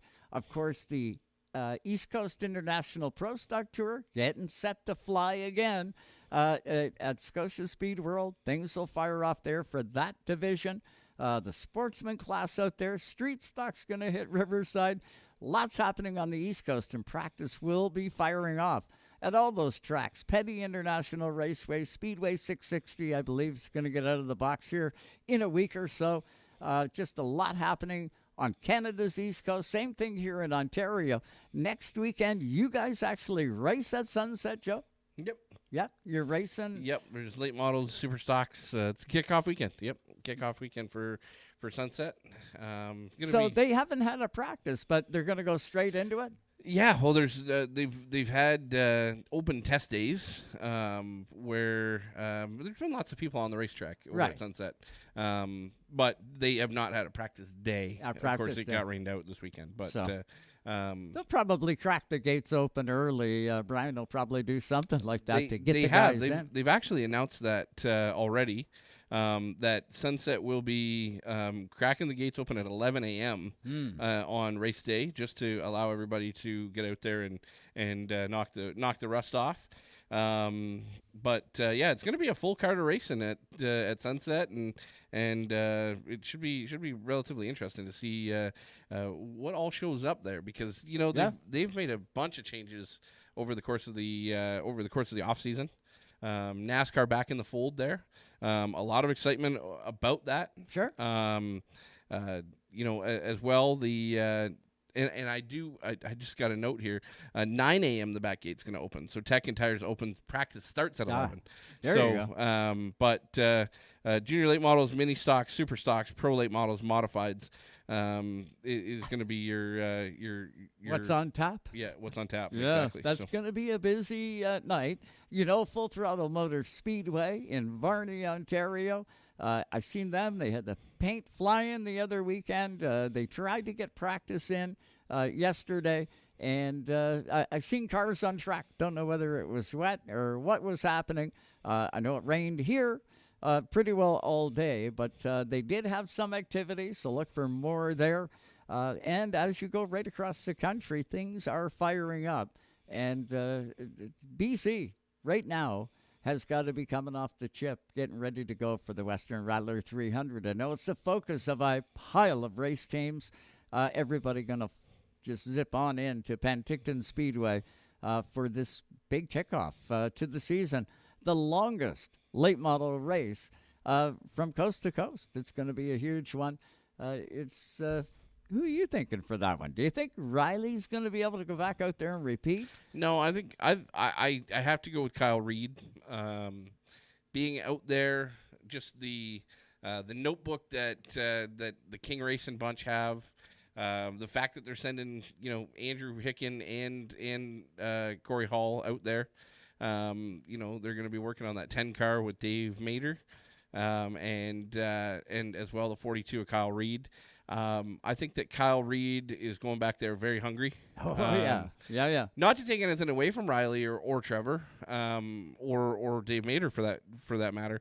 But I think that Kyle Reed's going to be really tough to beat. And the program that King Racing has put together, down south of the border with Austin McDonald, they're learning a tremendous amount every time they cross the border and come back.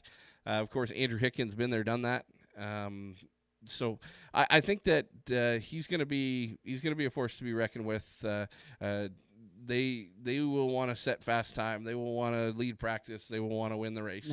All of the above. Yeah, exactly. So it'll be very interesting to see if they can keep the race pace underneath them, and mind the gap out back. And if they can do that, I think that they've got a pretty good shot at it. Without seeing what else is going to show up there, that's a very bold statement to say. But I think that those guys are going to be strong enough. We've seen them how strong they were last year, and how much firepower they're bringing out to this race. I think that they're going to be very tough to beat. Finished third last year, and his Panhard bar with one bolt less. Exactly. So kind of a tough deal. He's going to be strong, you can guarantee it. But I'll tell you, there's no substitute for being at your home track. No, for like sure. Trevor and Riley and so many of the other competitors from out in BC. Going to be an interesting one, I can guarantee you that. We're going to hit this break, clear it out of the way. Trevor Seibert is going to be with us on the other side of the break. That'll take us right to the top of the hour. Any question that you can think of, send us a message. We'll ask Trev live on the air here. We will be back. Stay with us all live tonight on Racetime Radio. Hey race fans, this is Tracy Hoskins at the track reporter for Racetime Radio. You are listening to Racetime Radio on SiriusXM channel 167. Racetime Radio will be right back. You're listening to Canada Talks on SiriusXM channel 167. Racetime Radio is brought to you by the Quality Inn, Halifax Airport, the official stay of the Racetime Radio broadcast crew. Even though Napa is a nationally known name, nearly all of our stores are built from the ground up by local owners and families. People you might call neighbors will be here, there, and everywhere, doing what neighbors do to keep their communities moving forward. You stop by a Napa Auto Parts store, you can count on Napa know-how.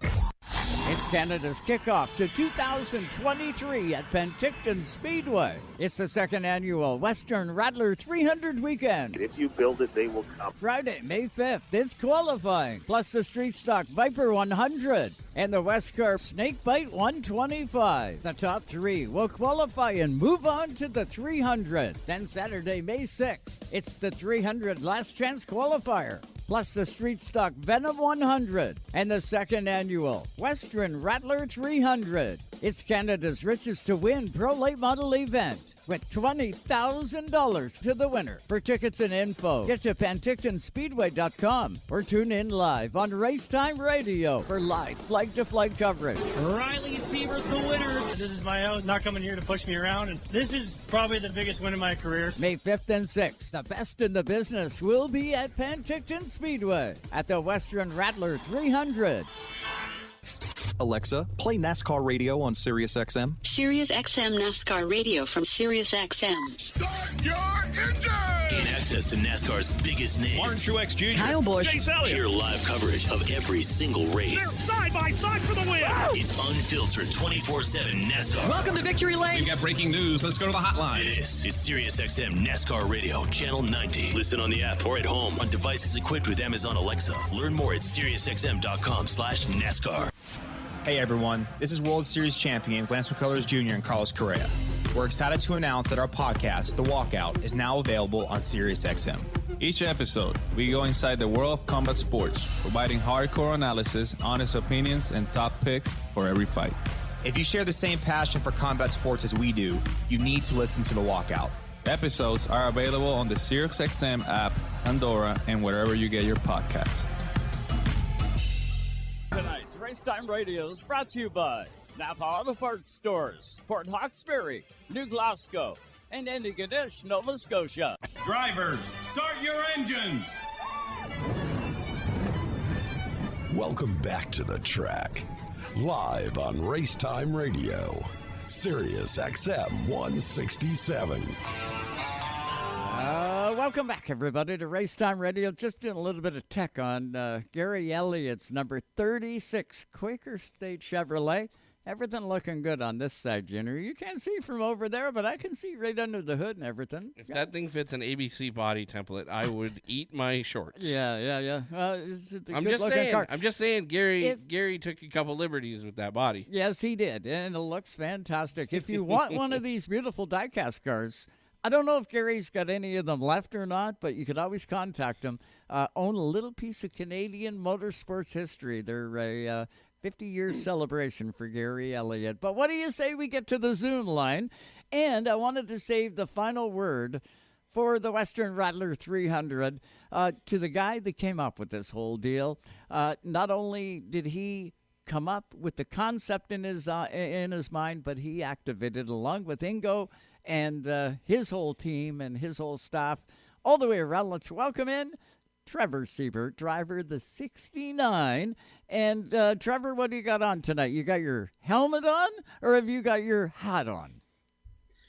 Well, I got my AVION logo on tonight, not the Penticton Speedway one here. So I guess I'm talking as a racer tonight. So yeah, you got the Penticton Speedway. So we're covered, right? Yeah. We got it all covered up. Well, this is my favorite sweater, man. I got like 3 of them. You look great in that. Yeah. Well-dressed man. Well, are you ready to go? Talk is all done. Repairs are all done. Well, I shouldn't say that, because knowing you, Trevor Seibert, you've always got another plan. You've always got to activate something else at the Speedway to improve everything, like you always do. But for now, everything is done. You got the bump fixed in 1-2. You got everything done. It's time to go race, is it?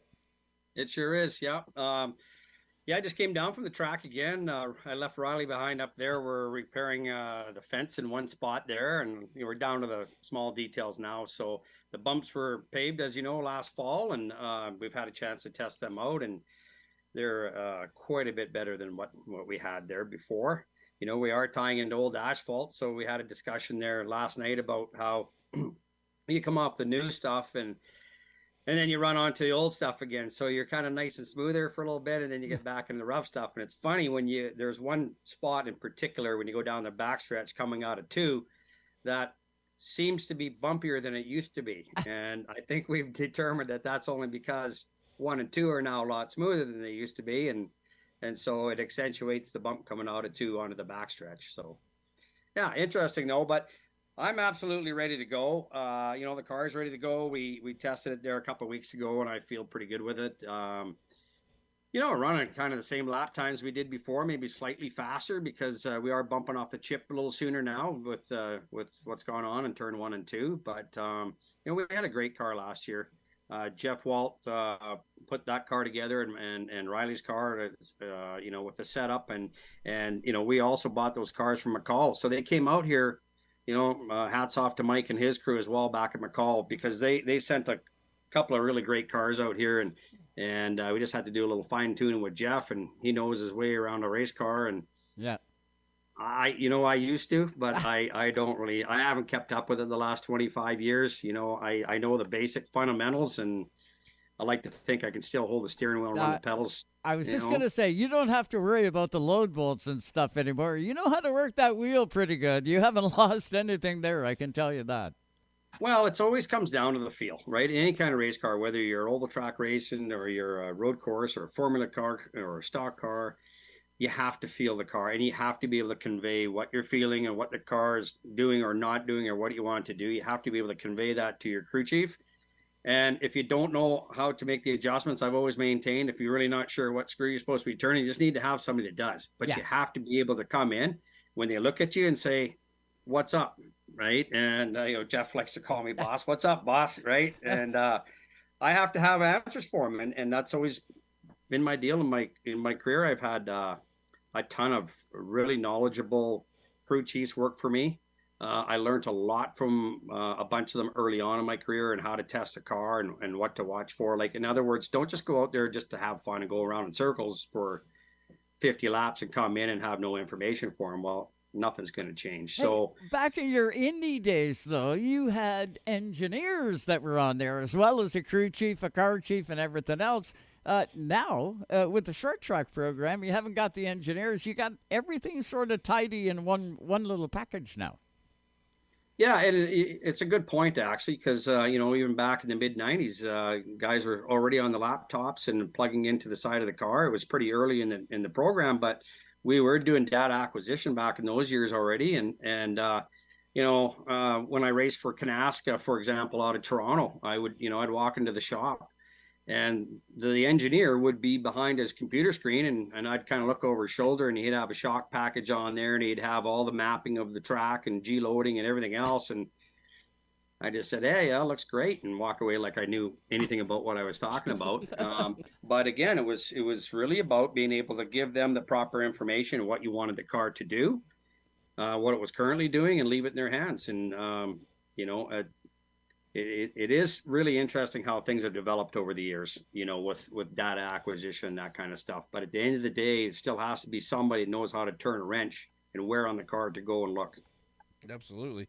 Trevor, you touched on something that was relatively interesting to me, and it brought up a question. I know we're a little bit further away from where we were, but we were talking about tying into the old asphalt, right? So now Penticton has got new asphalt in 3 different sectors, right? It's got really fresh stuff from last year. It's got fresh stuff from the year before, and then it's got the older stuff that was on the racetrack when you bought the place, right?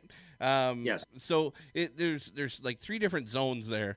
When you look at places like Richmond was kind of that way because they kind of changed formats, and they did that. They altered the surface in turns 1 and 2 and kind of flipped the racetrack. Front straightaway to back straightaway. And they repaved a section where pit road would kind of like meet up to the racetrack. That was when they started to apply sealant, right, at Richmond. They don't do it anymore, right? But they did it for a handful of years. Would that do anything to the racing at Penticton if you were to apply like a sealant to the racetrack? Sealant or traction compound? Sealant. Sealant. Sealant. Yeah, no, a traction compound is for racing, right? For grip. But a sealant they did it to so that it was like a matched surface. Oh, I gotcha. Yeah. But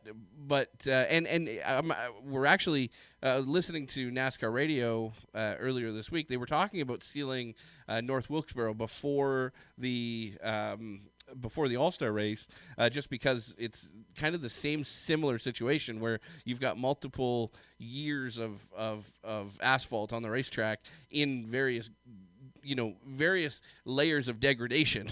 And they were talking about that on Door Bumper Clear as well. But what would that do to Penticton if you were to do that as an earth mover / pavement / hard hat wearing guy? Well, Joe, it's really good questions because it runs through my mind all the time when I look at these old racetracks and how you rejuvenate them. And there's always the simple thing is just repave the whole bloody thing. If cash was no object, I would have repaved all of Penticton.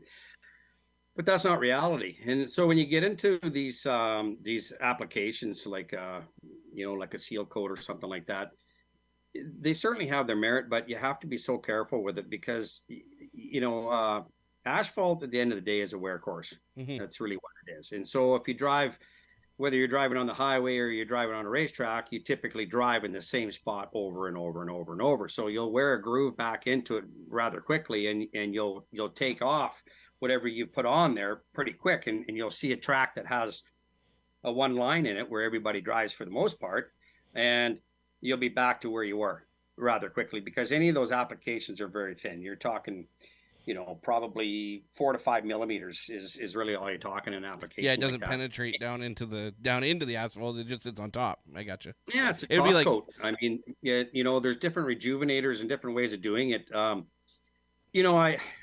wasn't going to say anything about it because I just want to get people stirred up, but there was one little bump coming back onto the back straightaway in the third groove at Penticton when Riley and I did the repair last year. And first you got to appreciate I'm tying into old asphalt that when you look at it longitudinally, it has vertical curves in it, if you will. If you look at it transversely, which is 90 degrees to the travel of the car, you also have if you put a straight edge, which we did, Riley and I took a big straight edge from our setup and aluminum bar, and we set it on there, and you got ruts just like you would in a highway where all the 18-wheelers drive. Right. So you've got bumps going the way you're traveling, bumps going across the way you're traveling, and then when you try and tie into that with your new asphalt, well, what do you tie into? Do you when you pull your paver off at your tie-in, do you rake it so it fits all those forms? And you have to some degree. Well, so anyways, in the third lane, we didn't really like it. It had a small little jump, if you will, just the way it tied in. So we reheated it the other night. We borrowed a heater from Peter Brothers Paving, who's been really generous with giving us the equipment we need. That was their grinder we had out last year, and we heated an area the size of your kitchen table. Right. And we re-raked it, and you get it warm, and you can do that with new asphalt. You can do it with old asphalt, but very limited success because the oil's mostly gone. But in the new stuff, so we raked that thing out. And it got considerably better, but you're never going to get rid of it all because, again, you're trying to tie into all these different humps and bumps that are there, and you're just trying to get a really good happy medium. But back to your question, I don't think I would do a top coat application, anything short of doing a repave. I just don't. Maybe I would in a couple areas that are, again, they're localized. The other thing that we have to do at Penticton Speedway is there's a lot of cracks that are in our track, and this just happens over years. We need to get a crack filling program going so we can seal those up.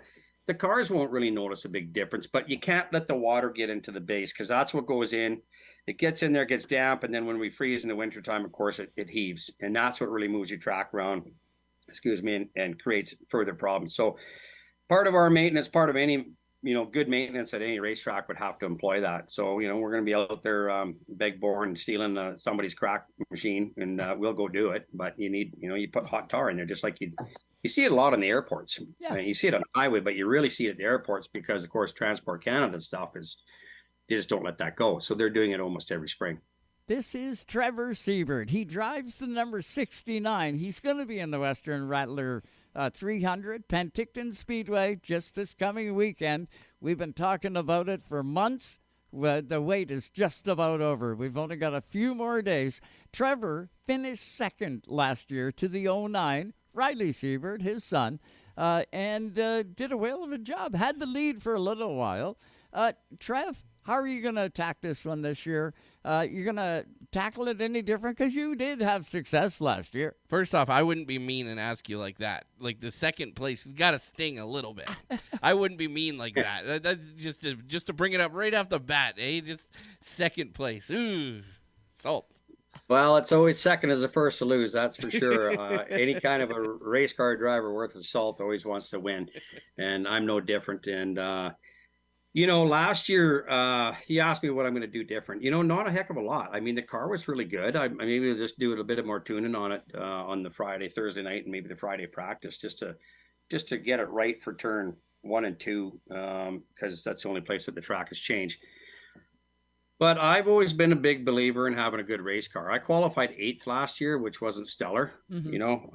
I tell people when I was younger, I was usually on the pole, and I can, I got the records to prove that. But I can't win that way very much anymore. I mean, my eyesight's not what it was. My feel is not what it was. My reaction time. We race at night, which I love racing at night, but I have a really tough time seeing. I can't read my gauges. I mean, I'm sounding pretty debilitated here, but I was explaining this to somebody the other day. I find a way to win completely different than I did when I was in my 20s. And your sweet spot as a driver is, I always think, is probably your mid 30s. You've got the mentality it's at all costs out of your system. Your checker or wrecker stuff is gone.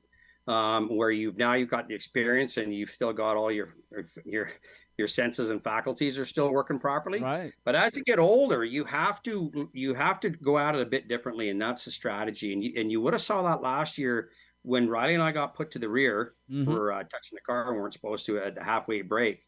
When we got the green flag, Riley took off, and I knew damn well he was going to. But I didn't. That didn't change my strategy. I could have went with. I mean, he asked me later. He said, "Why didn't you follow?" Go? Well, first of all, in a 2-car team, one car gets in a wreck, you both get in a wreck. And when he's charging through the field like that, he's trying to punch a hole through the field, and with 2 cars trying to do that, things happen. I knew I had 150 laps, and I just decided I'm going to let this thing string out, and I'm just going to pick them off one by one. I knew I had a good car, and I knew I had a lot of time, and I knew I needed to keep the brakes under the thing, the tires under the thing, and keep myself somewhat fresh. And that's the difference with youth, right? 300 laps for an older chap. It's different, right? So, and it worked out well. Now, I had one more competitor I had to get around, and I was kind of, I was hoping for a yellow flag to have a run at him last year, but at the same time, I also knew we had guys like Kyle Reed and a few other guys right hanging out with us there. And I thought, well, again, 2-car team, I'm running second. I don't think we want the yellow just so I can take a run at Riley here, because that's probably not going to work out with 2 of us in the front row, and guys might get a little excited behind us. And frankly, Riley and I don't always play nice either when we're door to door with each other. So, it would have been an interesting finish if we did get that yellow, but I just go about it differently now. I get kind of a feeling that the pack is going to be a little bigger at the front this year than what it was last year. There was like 4 or 5 guys last year that were right there, and you were one of those guys. You mentioned it. You qualified 8th last year. Are you going to put more emphasis come Friday night when qualifying rolls around? Will track position make a big difference, do you think? Well, I'm not so concerned about track position in a 300-lap race. And the guys did a tremendous job last year of leaving each other alone. You mentioned it earlier in your show where, I don't know, we probably only had 4 or 5 yellows. It was great. Everybody ran hard, and they had a lot of respect between drivers, and that's the kind of racing we should have.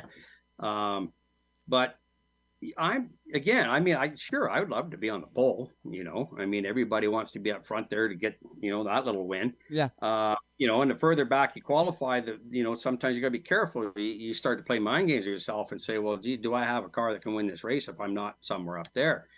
Then you make the mistake of getting this, get the ratchet out and start turning a bunch of load bolts or whatever, and then you don't know what the heck you have. So there's a fine line between leaving it alone, knowing when you got a good race car, than to keep messing around with it.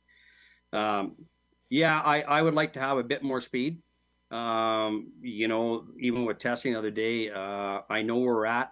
I know where Riley will be. I know where like the West Maters and some of those guys will be at. Kyle Reed, the different guys that are bullets. Seem like every time they unload it, they're fast. I might give up a 10th or 2 on those guys, but there is a fine line that you can only give up so much because you're counting on those guys that are quick and qualifying. They're going to come back to you. It's just a fact. But you can't say, okay, well, I'm 3 tenths behind or 4 tenths behind. I think that's going to happen. Well, that's not going to happen. So, and you also mentioned a bigger pack. There will be a bigger pack there. We actually had a big pack last year, but 3 or 4 guys broke early. Yeah. Well, I think Brandon broke early. The 14 car, he dropped off. Kelly Admiral, that was another one that he broke. Something happened to him. I can't remember what it was, but he fell out. When I look at this year, Trevor, we're going to see new faces at the same place. You got Trent Seidel that's going to show up. That's a crafty veteran out of Saskatoon. He's going to throw another wrinkle at this. I can guarantee you he's going to be loaded for bear. He's got, I think, 2 races on his schedule the Western Rattler 300. He's going to do the Bridge City 200. That's his season. So needless to say, he's putting a lot of emphasis on BC this coming weekend. And then Cory, just like we just had on the show. Those kind of guys, we don't know what to expect out of them. They weren't there last year, but we do know what to expect out of the guys that were. There's going to be a big pack at the front. I think you guys are really going to have your work cut out for you. And Riley, I don't think he's showing any signs of slowing down. And we had him on the show. He doesn't plan on changing a thing other than he's going to go to the front. He's staying there. Yeah, he's going to be a tough competitor all the way through. There's no doubt about that. So, he wants this as bad or worse than anybody, right? Yeah. To be able to do a repeat. And by all means, he's got the talent. He's got the car to do that. But there's he understands. I know he's not scared to throw some stuff out there to challenge some people. I think it's great. I think it pokes at some people and livens it up, makes it good for the fans and people following it. But neither him or I have any illusions that there's any kind of cakewalk. There's not by any stretch. There's 15 guys for sure that can win this race coming here, and I know that. I've watched a lot of these guys over the years, and I like to think that.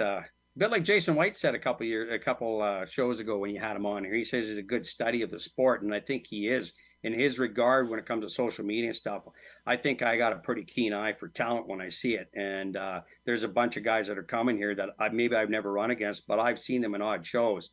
And I can spot talent when I see it and say, that guy knows how to drive a race car. And whoever's doing the work, whether it's him or his crew chief, they've got a nice... Nope. He froze up.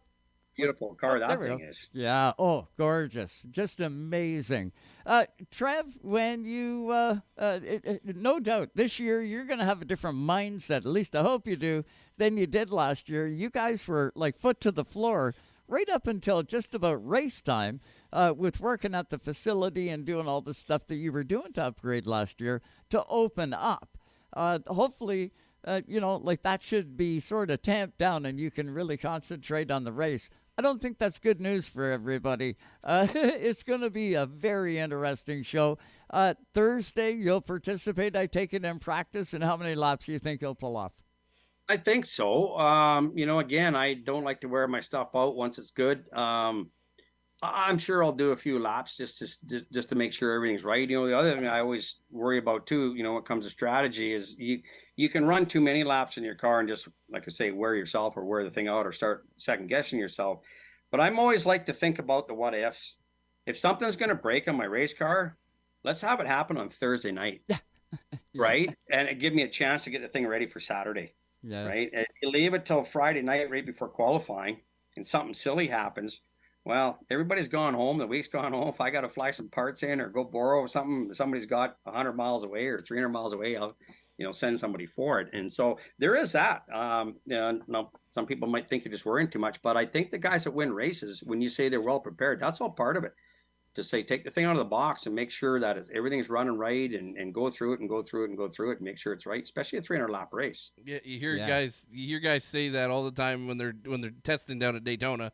And I remember DW saying on the broadcast the one time, he's like, if you're ever going to have a heart attack, you may as well have it on a stress test at the hospital. Right? That's the place where you want to have it.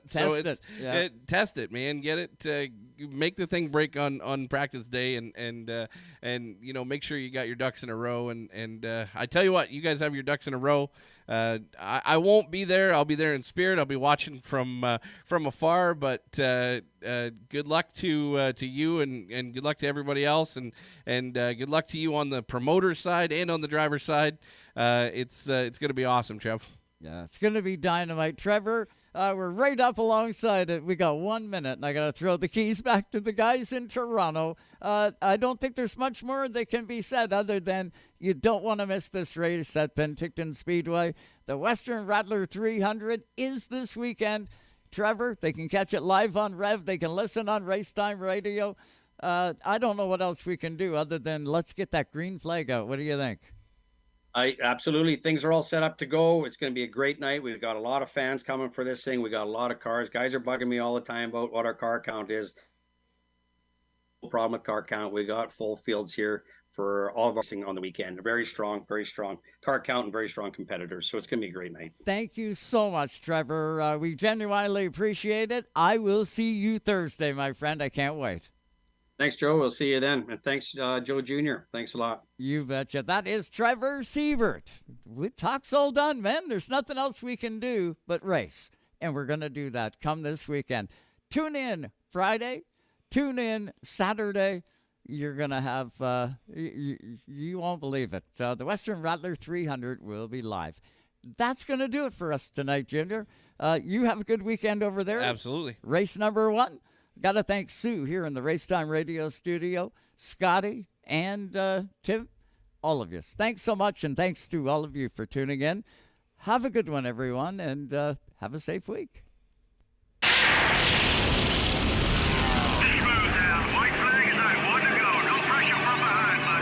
Thanks for listening to Racetime Radio. Visit us on the web at www.racetimeradio.com. We hope you'll join us again next time for more Racetime Radio. Come on now, dig. Exclusively on your home for the hardcore race fan. Excellent, buddy, excellent.